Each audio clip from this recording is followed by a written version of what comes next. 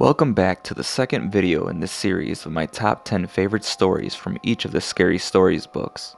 If you missed the first video, I recommend you watch that first.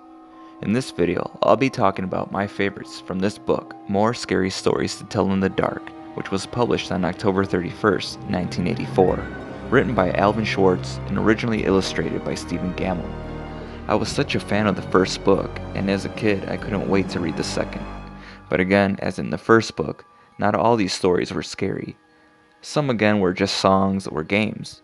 But with that being said, let's get right into it, and I hope you enjoy some of these scary stories as much as I did as a kid.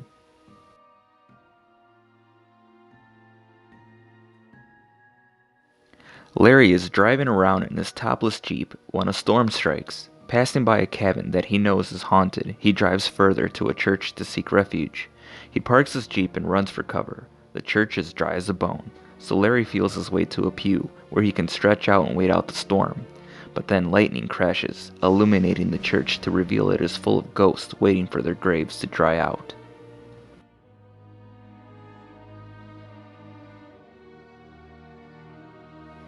A bride plays a game of hide and seek. No one could find her. Eventually everyone gives up. She's found years later in a trunk, and her skeleton is all that remains.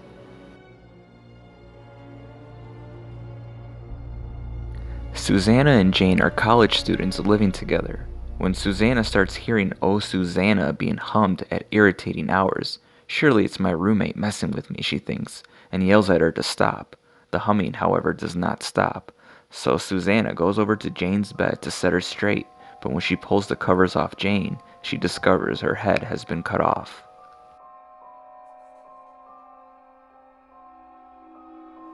Waking up to the sound of church bells, Ida realizes she's late for the service and rushes out the door. When she arrives and takes a seat, she starts to realize her church group looks unfamiliar. Finally, she recognizes a friendly face, only to remember the person died a long time ago. One by one, Ida realizes each person there is already dead, and runs out the church, barely escaping, as a few of her garments are ripped off of her and torn to shreds by the undead.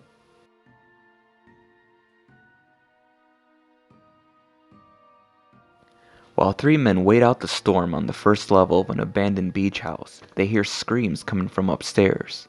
Then blood begins to drip from the ceiling. More yelling is heard, followed by laughter. Then they hear someone dragging something heavy down the stairs and out the door.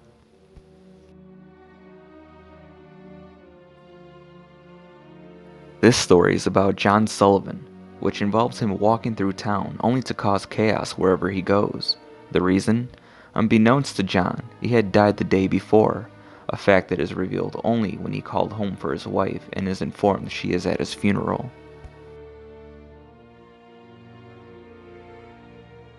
Following the death of an old woman, her eyes were wide open, staring at everything and seeing nothing. As the gravedigger decides to rob one of the graves he's supposed to be making room for in the cemetery, the robbed ghost comes back looking for her robbed belongings. Samuel Blunt is a butcher who becomes irritated with his wife and kills her. He of course disposes the body by making sausage and tells everyone who asks that she moved away. The townspeople buy it. Blunt finessed the sausage recipe and it became a huge hit. Greed took over, and he began killing people to make sausage. Then one day a boy managed to escape, and Blunt went after him. When everyone saw him, it dawned on them that they had been eating human meat all along. Fred and Jenny meet at a Christmas dance, where Fred gives her tinsel to put in her hair.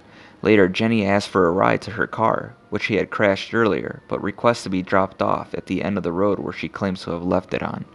Fred realizes he doesn't have Jenny's phone number, so he turns around to get it. That's when he sees a wreck ahead and a car caught on fire. Upon closer inspection, he sees Jenny pinned to the steering wheel with tinsel in her hair.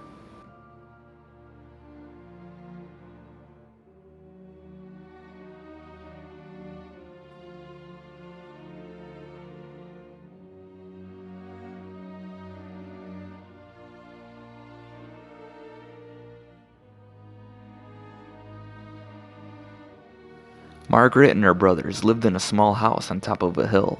One night Margaret could not sleep. She looked outside and saw two small yellow-green eyes moving through the woods near the graveyard at the bottom of the hill.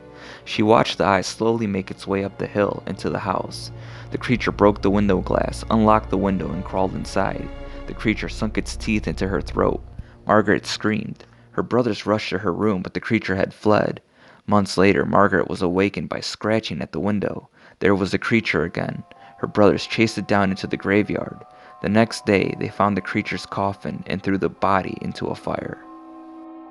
Well, those were my top 10 favorite stories from book number 2. We still have one more book left to go, so I hope you come back for that one, and I thank you for watching.